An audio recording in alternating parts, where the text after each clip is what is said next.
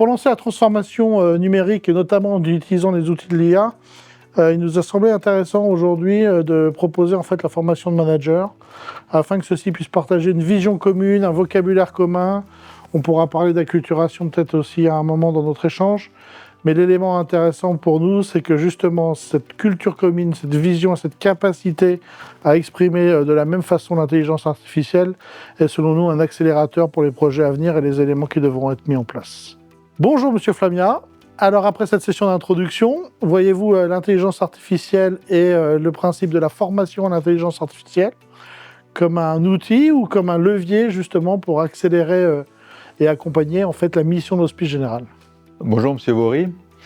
Effectivement, cette session nous a permis de dépasser l'aspect purement technique de l'IA en termes de vision et puis de compréhension de cette dernière et d'amener une compréhension au niveau de nos managers et de notre direction de ce que l'IA pourrait apporter sur le terrain à nos collaborateurs en termes d'outils, de facilitateurs pour la mission de l'Hospice Général, dans le sens où on peut envisager d'automatiser des tâches qui aujourd'hui sont extrêmement consommatrices de temps pour nos collaborateurs, et ce temps n'est pas dédié aux bénéficiaires. Et c'est le souhait qu'on a tous, c'est d'augmenter la capacité à accompagner nos bénéficiaires.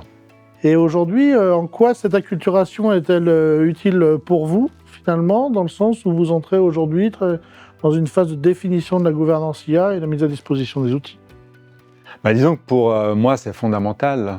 C'est-à-dire qu'aujourd'hui, on a toujours le monde des systèmes d'information et le monde métier. Et avec une session, une formation telle qu'elle a été proposée et suivie, ça permet au niveau de la direction et des managers d'avoir un langage commun, une compréhension commune de ce qu'est l'IA et les enjeux que celle-ci peut générer, que ce soit en termes de valeur ajoutée ou de risque. Donc pour moi, ça va nous permettre de construire cette gouvernance ensemble avec les métiers, de façon à avoir des bases solides et de ne pas devoir remettre en question à chaque fois les compréhensions des uns et des autres par rapport à ce sujet qui aujourd'hui est fondamental. Et ça nous permet aussi d'avoir une préparation sur la charte éthique qui doit être définie à ce sujet. Bonjour Mathéo. Bonjour Thibault. Dans le cadre de l'Hospice Général, est-ce que cette formation répondit aux attentes qu'avaient les collaborateurs qui y ont participé? Cette formation, effectivement, a été conçue avec un langage simple, clair, non technique, mais en même temps précis et qui permet de démystifier certains aspects techniques, par contre, de l'IA. Afin de créer un socle commun de connaissances, la formation débute par un retour sur l'histoire. En quoi cette prise de recul est-elle intéressante? La partie historique permet de remettre en perspective l'IA, qui n'est pas un phénomène d'aujourd'hui, mais c'est une série d'étapes, d'études qui se sont succédées dans le temps. Ça permet aussi de donner une compréhension du contexte général. Imaginez, on va acheter une voiture, mais derrière, il y a une partie électrique, une partie mécanique, et bien qu'on on n'est pas censé être des experts de chacune des composantes, mais ça permet d'avoir une vision d'ensemble et donc de connaître la voiture qu'on va utiliser et donc de connaître l'IA qu'on va utiliser. Dans le contexte et les activités de l'Hospice Général, une des craintes qu'on peut vraiment retrouver souvent auprès du métier, c'est la crainte de déshumanisation. Comment la formation a-t-elle adressé ce point?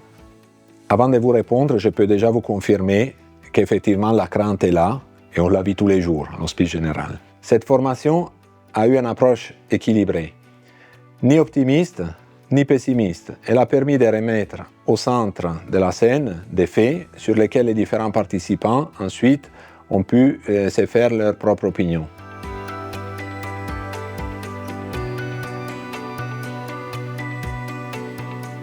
Derrière le buzzword de l'IA, il faut garantir la compréhension. L'usage de formation va permettre justement cette compréhension. On va comme cela pouvoir ancrer l'IA dans des besoins métiers concrets sur lesquels chacun pourra communiquer avec le bon vocabulaire, la bonne vision et la bonne culture derrière le mot IA. Et bien entendu, commencer par l'humain, c'est le début de la transformation.